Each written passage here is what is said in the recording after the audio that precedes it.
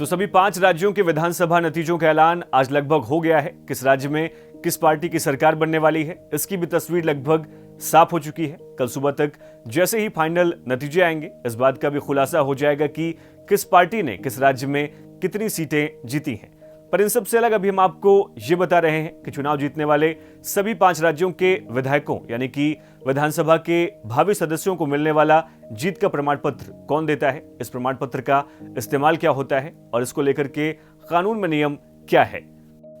आज ये सब कुछ हम आपको अपने इस वीडियो में बता रहे हैं। पर आज के इस वीडियो की शुरुआत करें उससे पहले आप सभी से एक छोटी सी रिक्वेस्ट है, अगर आपने अभी तक हमारे चैनल को सब्सक्राइब नहीं किया है तो जरूर करें और वीडियोस की लेटेस्ट अपडेट पाने के लिए बेल आइकन को दबाना ना भूलें। 75 जिले, 403 विधानसभा सीटें और कुल इतने ही सदस्यों को चुनकर उत्तर प्रदेश की जनता ने 18वीं विधानसभा सत्र के लिए भेज दिया है। यही सदस्य प्रदेश की नीतियों में अहम भूमिका निभाएंगे और प्रदेश में अलग अलग पार्टियों, जातियों और समुदायों का प्रतिनिधित्व करते नजर आएंगे। पर जैसे कि पहले ही हमने आपको बताया कि आज का ये वीडियो ये जानने के लिए है कि आखिर जब कोई उम्मीदवार विजयी घोषित होता है तो उसे प्रमाण पत्र के रूप में क्या मिलता है और उसे ये प्रमाण पत्र कौन देता है। तो इसका जवाब है कि किसी भी उम्मीदवार के विजयी घोषित होने के बाद रिटर्निंग ऑफिसर उसे एक विक्ट्री सर्टिफिकेट देता है। यह प्रमाण पत्र आरपी एक्ट 1951 के सेक्शन 66 के तहत दिया जाता है और रिटर्निंग ऑफिसर को यह अधिकार आरपी अधिनियम 1951 की धारा 64 के तहत यानी कि आरपी एक्ट के सेक्शन 64 के तहत मिली होती है, जिसमें रिटर्निंग ऑफिसर को मतों की गणना कराने और चुनाव के नतीजे घोषित करने का अधिकार होता है। जीत के इसी प्रमाण पत्र को लेकर कोई विजयी उम्मीदवार तय तिथि पर विधानसभा पहुंचता है और प्रोटेम स्पीकर के समक्ष अपने पद की शपथ लेता है। आपकी जानकारी के लिए बता दें कि भारत में संपूर्ण चुनावी प्रक्रिया 3 पिलर्स पर टिकी हुई है। इसमें पहला है संविधान का अनुच्छेद 326, दूसरा है जनप्रतिनिधित्व अधिनियम 1950 और तीसरा है जनप्रतिनिधित्व अधिनियम 1951।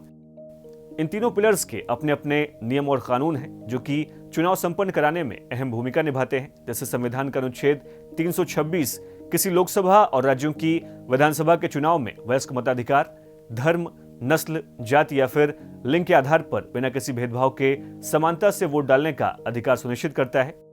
इसके अलावा जनप्रतिनिधित्व अधिनियम 1950 के प्रमुख प्रावधानों में लोकसभा और राज्यों की विधानसभाओं और विधान परिषद में सीटों के आवंटन का प्रावधान, निर्वाचन क्षेत्रों के लिए परिसीमन के लिए प्रक्रियाएं निर्धारित करने का काम और मतदाताओं की योग्यता को निर्धारित करने के लिए नियम और कानून बनाना होता है।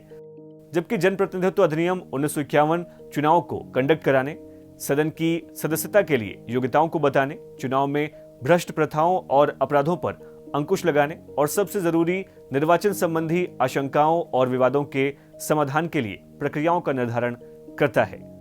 तो बारी है आज के सवाल की, किसी भी राज्य में चुनाव संपन्न होने के बाद कितने दिनों के भीतर सरकार बनानी अनिवार्य होती है, इसके बारे में हमें इस वीडियो के कमेंट बॉक्स में जरूर लिखें। आपको हमारा वीडियो कैसा लगा, इसके बारे में भी हमें इस वीडियो के कमेंट बॉक्स में लिखना ना भूलिएगा। यूपी जुड़ी और तमाम लेटेस्ट खबरों की अपडेट के लिए देखते रहिए हमारे चैनल बातें यूपी की।